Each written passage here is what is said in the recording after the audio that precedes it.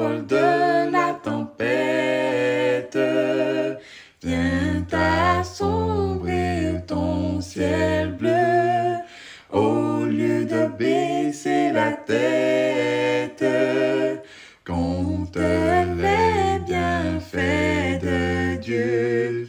Compte les bienfaits de Dieu, les bienfaits de Dieu. Mets-les tous devant tes yeux. Tu verras, oui, tu verras, en adorant, combien le nombre en est grand. Toi qui es fatigué et chargé, Jésus t'appelle, il veut te donner le repos. Mes amis, bonjour. Jésus a quitté sa condition divine, lui qui, comme le Père et l'Esprit Saint, créa les cieux et la terre, et le sixième jour l'homme à son image. Dieu a donc quitté sa condition divine en acceptant de venir sur la terre pour accomplir le plan parfait de son Père, et donc de prendre une condition humaine, d'arriver comme un bébé, comme un nourrisson, sans relation sexuelle entre Joseph et Marie, mais avec la fécondation de l'Esprit Saint.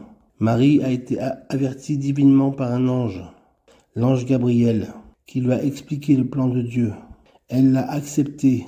Elle a accepté de porter l'enfant Jésus. Elle a accepté d'enfanter dans la douleur le Fils que Dieu le Père, Dieu le Fils, Dieu le Saint-Esprit avait décidé de concevoir dans le sein de Marie, mère de Dieu, mère de l'enfant roi. Jésus-Christ est son nom. Il a donc pris une enveloppe terrestre.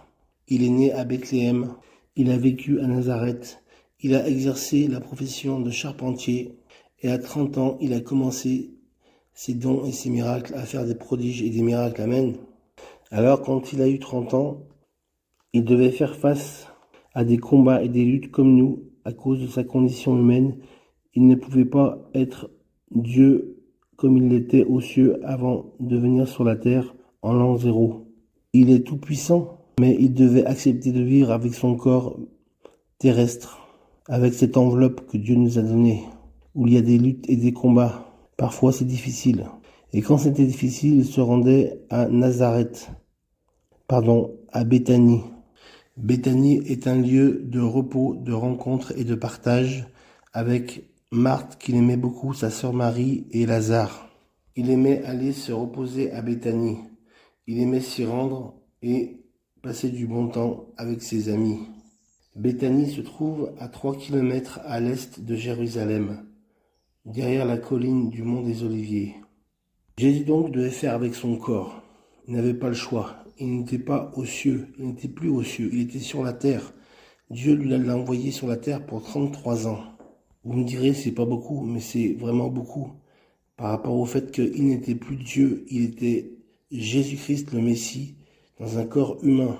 Il a donc été tenté, il était fatigué. Il a dû prendre du repos, car son ministère le fatiguait beaucoup. Cette condition humaine que nous décrivons dans la parole de Dieu comme le mandat que Dieu lui a donné, d'annoncer la bonne nouvelle de l'Évangile, d'annoncer une année de bonheur et de grâce à tous ceux qui veulent bien l'écouter et mettre en pratique sa parole. Béni de l'Éternel, qu'il a oint pour annoncer la bonne nouvelle de l'Évangile. La Bible déclare que les enfants se fatiguent et se lassent, et les jeunes hommes chancellent, mais ceux qui se confient en l'Éternel renouvellent leurs forces. Ils prennent le vol comme les aigles, ils courent et ne se lassent point, ils marchent et ne se fatiguent point. Ainsi soit-il. Amen. Mes amis, Jésus s'est confié en son Père. Il était connecté H24, 7 jours sur 7, 365 jours sur 365 à son Père. N'a-t-il pas dit à sa maman, à l'âge de 12 ans, quand ses parents le cherchaient près du temple de Jérusalem, qu'il devait s'occuper des affaires de son Père? Son Père, c'était qui? C'était l'Éternel, le Créateur des cieux et de la terre. Où sont mes frères et mes sœurs? Mes frères et mes sœurs sont dans la famille de Dieu. Ils partagent ma foi et servent notre Dieu.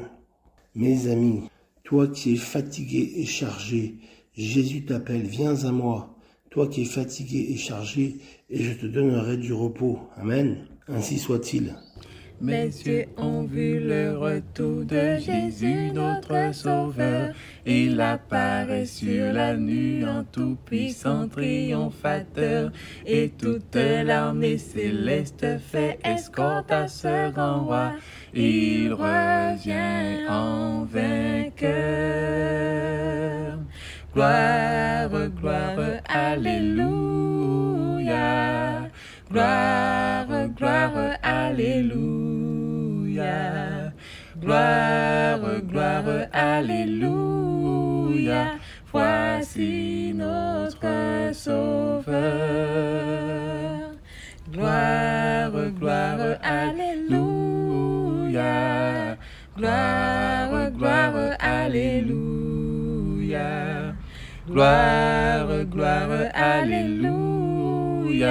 Voici notre Sauveur. Mon ami, confie-toi en l'Éternel de tout ton cœur et ne t'appuie pas sur ta propre sagesse. Reconnais-le, reconnais l'Éternel qu'il est Dieu, qu'il est le Tout-Puissant, qu'il est le Roi des rois, le Seigneur des seigneurs, en parlant de Jésus. Reconnais-le dans toutes tes voies, V-O-I-E-S, et il aplanira tes sentiers. Amen. Nous lisons dans Proverbes au chapitre 3, versets 5 et 6. Confie-toi en l'Éternel de tout ton cœur. Reconnais-le dans toutes tes voies, et il aplanira tes sentiers. Amen. Mon ami, comprends-tu la parole de Dieu? Dieu s'est fait homme. Il a été fatigué, il a été chargé, il a été abattu, il a été las. Dieu a été las sur la terre. Et il a trouvé du repos en qui? En son Père. Par quel moyen? Par l'Esprit Saint. Amen. Avant d'expirer, il a dit, Père, non pas ce que je veux, mais ce que tu veux. Père, si tu pouvais éloigner de moi cette coupe, éloigne-moi de moi cette coupe.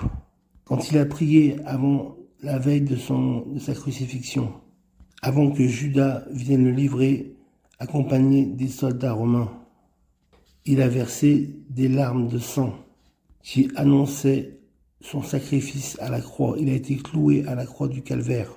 Ses mains ont été percées, ses pieds ont été percés par le clou. Il avait une couronne d'épines sur sa tête.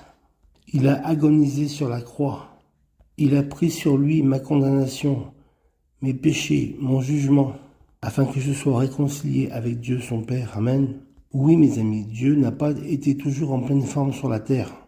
Il a eu des moments de fatigue, des moments de détresse, des moments de doute, des moments de souffrance, des moments d'égarement peut-être, et a demandé à Dieu qu'il l'aide à rester parfait, qu'il l'aide à ne pas commettre un seul péché. Et c'est ce qu'il a réussi. Il a réussi à rester intègre et parfait, parfaitement homme et parfaitement Dieu. Gloire à Dieu. Amen. Ainsi soit-il. Mes amis, le meilleur antidépresseur, c'est la parole de Dieu, qui nous a été donnée, qui a été faite chair en Jésus-Christ. Jésus-Christ est son nom.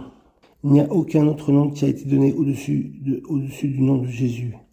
Sa vie nous montre sa perfection. Sa vie nous annonce l'allégresse et la joie. Il écarte de nous le danger. Il écarte de nous la souffrance. Il écarte de nous la maladie. Il prend notre fardeau sur lui. C'est lui le super-héros. C'est Jésus. Amen. Il nous a retirés du feu des flammes de l'enfer. Notre âme est à Christ.